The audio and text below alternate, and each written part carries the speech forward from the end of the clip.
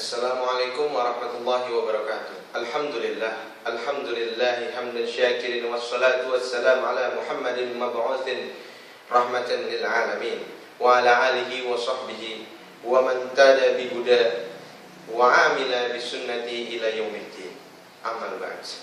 Fa inna khairal hadits hadits kitabullah wa khairal hadi hadi sayyidina Muhammadin sallallahu alaihi wasallam wa umur muhdatsatuha wa kullu muhdatsatin bid'ah wa kullu bid'atin dhalalah. Masyiral muslimin rahimakumullah.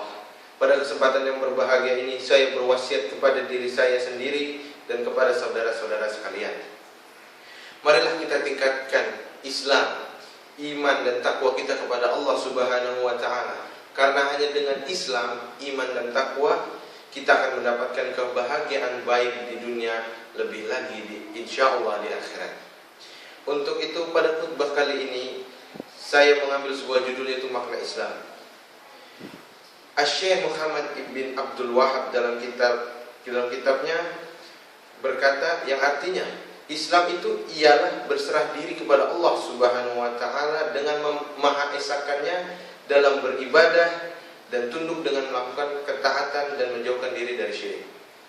Sebagaimana firman Allah Subhanahu wa taala dalam surat Al-Baqarah ayat 112 yang artinya tidak demikian, bahkan barang siapa yang menyerahkan diri kepada Allah sedang ia berbuat kebajikan, maka baginya pahala pada sisi Tuhannya, dan tidak ada kekhawatiran terhadap mereka dan tidak pula mereka bersedih hati. Adapun sendi-sendi Islam itu ada 5, sebagaimana yang telah disabdakan Rasulullah SAW dalam hadis yang diriwayatkan oleh Al-Bukhari dan Muslim. Hadis ini berbunyi, An Abdullah ibn Umar radhiyallahu anhu qala, sami'tu Rasulullah sallallahu alaihi wasallam yaqul, buniyal Islamu ala khamsin, syahadatu an la ilaha illallah wa anna Muhammadar Rasulullah wa aqimus shalah wa ita'iz zakah wa hajjal baiti wa shaum Ramadan. Yang artinya dari Abdullah ibn Umar radhiyallahu anhu berkata, aku mendengarkan Rasulullah sallallahu alaihi wasallam bersabda, Islam itu terdiri atas 5 perkara. Yang pertama, bersaksi kepada Allah Subhanahu wa taala dan Muhammad adalah utusan Allah. Yang kedua, mendirikan salat. Yang ketiga, mengeluarkan zakat. Yang keempat, pergi haji. Dan yang kelima, berpuasa Ramadan. Inilah sendi-sendi Islam yang menyebabkan seseorang keluar dari kekafiran dan yang menyebabkan seseorang masuk surga dan jauh dari api neraka. Masyiral muslimin rahimakumullah. 5 sendi tersebut di atas merupakan rukun Islam. Barang siapa menjalankan dengan sempurna, maka ia termasuk muslim yang sempurna imannya. Dan barang siapa yang meninggalkan seluruhnya, maka ia adalah kafir yang nyata. Dan barang siapa yang mengingkari salah satu daripadanya, maka para ulama bersepakat bahwa ia bukan muslim.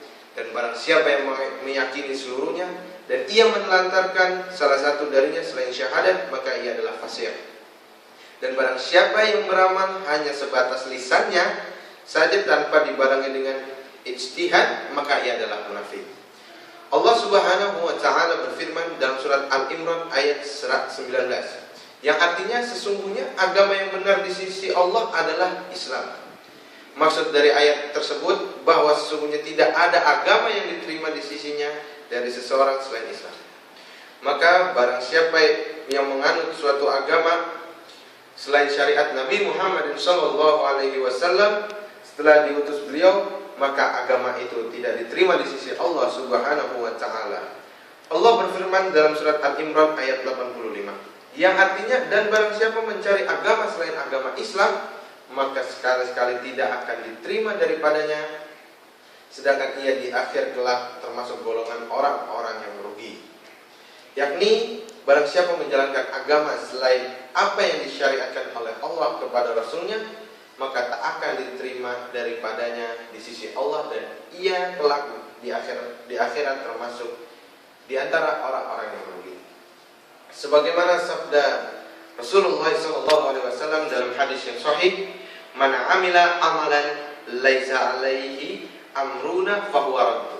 yang artinya barang siapa melakukan suatu amal yang tidak didasari keterangan kami, maka ia adalah tertolak.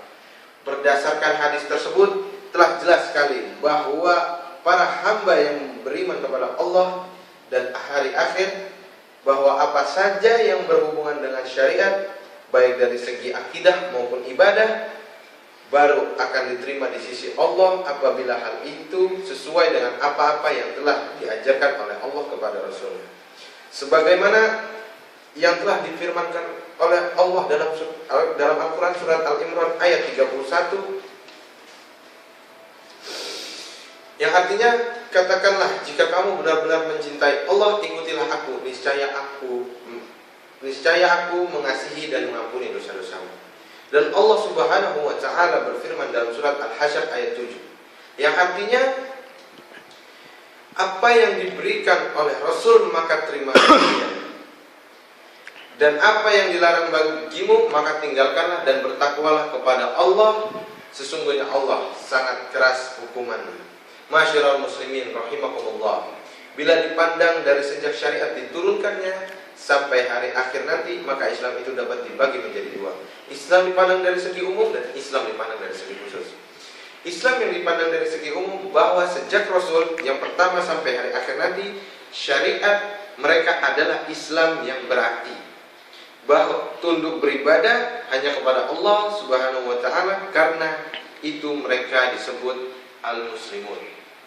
Islam yang kedua, Islam yang dipandang dari segi khusus, bahwa sejak diutusnya Rasul yang terakhir, yang mana ia adalah penyempurna bagi syariat sebelumnya, serta menjadi penutup bagi segenap Rasul, maka barang siapa dari umat manusia yang tidak beriman kepada baginda Rasulullah SAW, maka ia dapat dikatakan sebagai orang-orang yang kafir.